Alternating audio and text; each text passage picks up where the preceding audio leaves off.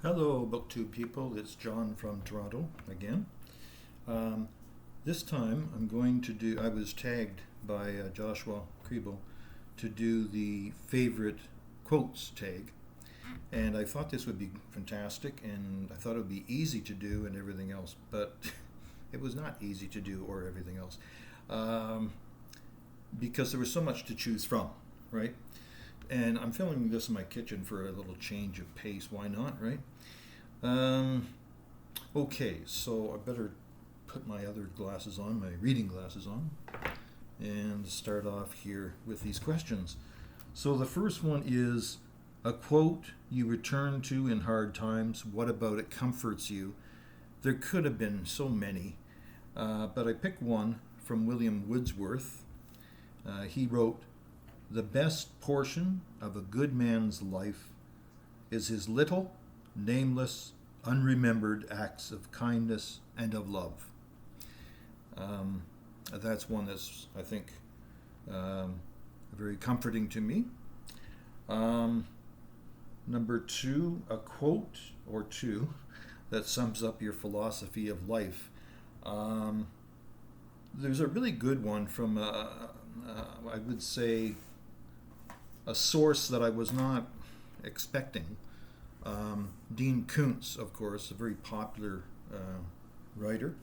Um, this one book in particular, The City, I read a few years back, and there are many quotes in here that were really good.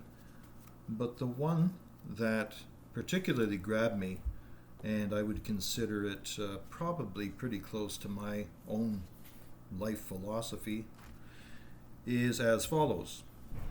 One of the best things about growing up is that if you can learn from experience, you come to the realization that two things matter more than anything else: truth with a lowercase t and truth with an uppercase T. You have to tell the truth, demand the truth from others, recognize lies and refute them. You've got to see the world as it is, not as you want it to be, nor as others who wish to dominate you might say it is. Embracing truth frees you from false expectations, fruitless pursuits, disappointment, pointless anger, envy, despair. And the bigger kind of truth, that life has meaning, is the surest source of happiness because it allows you to recognize your true value and potential, encourages a humility that brings peace. Most important, the big T truth makes it possible for you to love others for who they are, always without consideration of what they might do for you, and only from such relationships arise those rare moments of pure joy that shine so bright in memory. And that really gripped me quite a lot out of reading this great thick book of a lot of gems in there.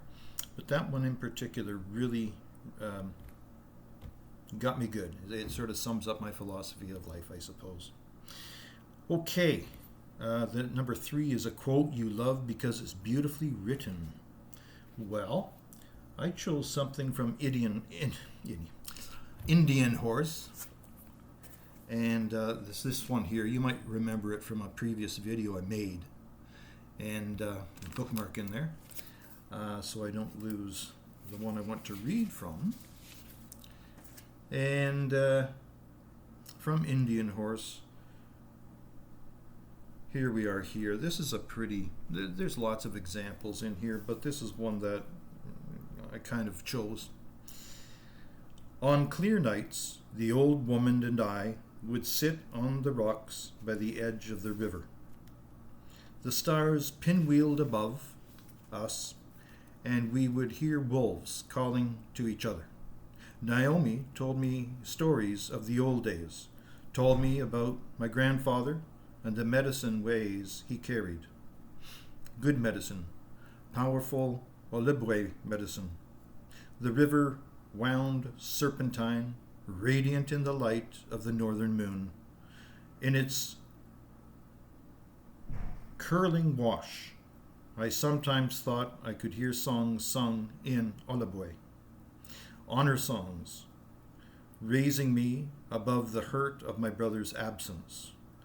That sound sustained me, as did the firm, warm hand of Naomi on the thin blade of my shoulder. And again, that's one of many beautiful passages from Richard Waughamy's Indian Horse. I'm not sure about my pronunciation of that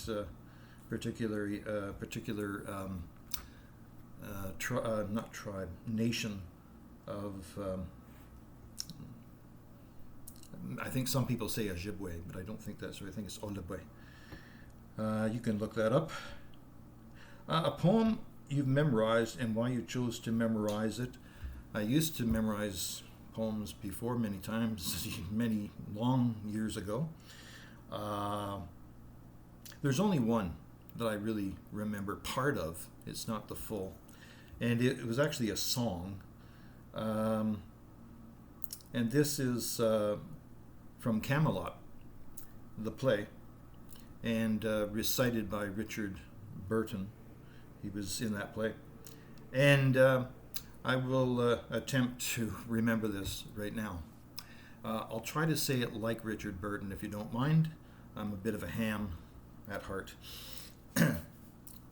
Each evening from December to December, before you drift to sleep upon your cot, think back on all the tales that you remember of Camelot, where once it never rained till after sundown. By 8 a.m. the morning fog had flown. Don't let it be forgot that once there was a spot for one brief shining moment that was known as Camelot. Okay, so thoroughly embarrassed myself there. A quote that captures how you feel about love or friendship. There could have been many.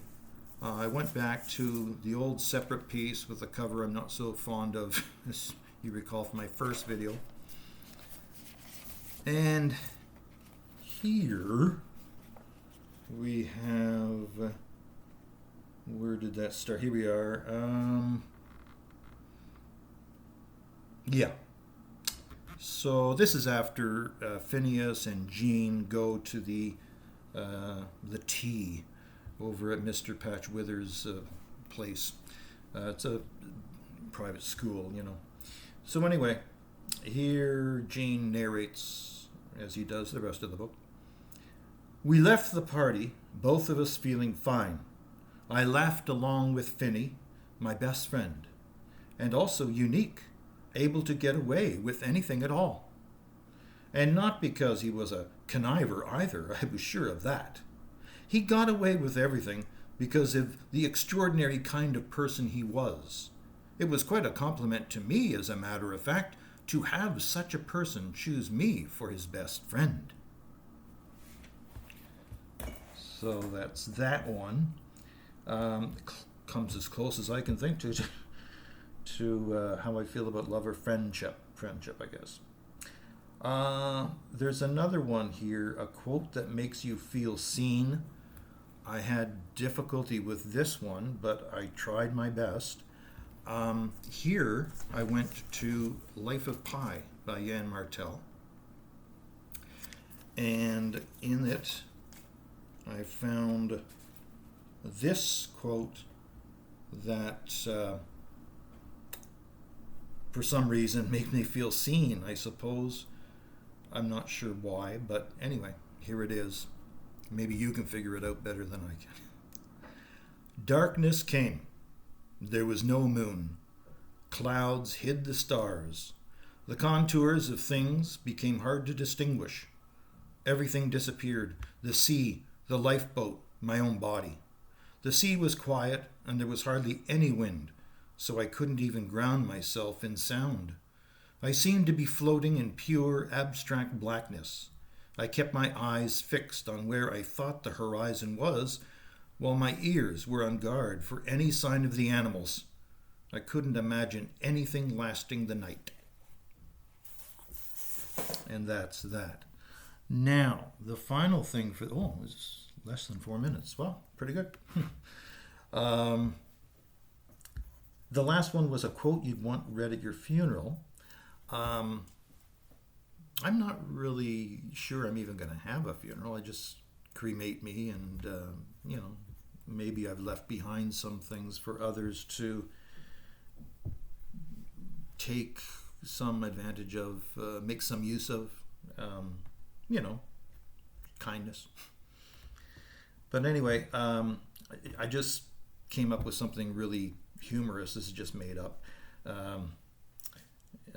Here lies John, well read and well dead. So this is a short one. I could have found a lot of other things, but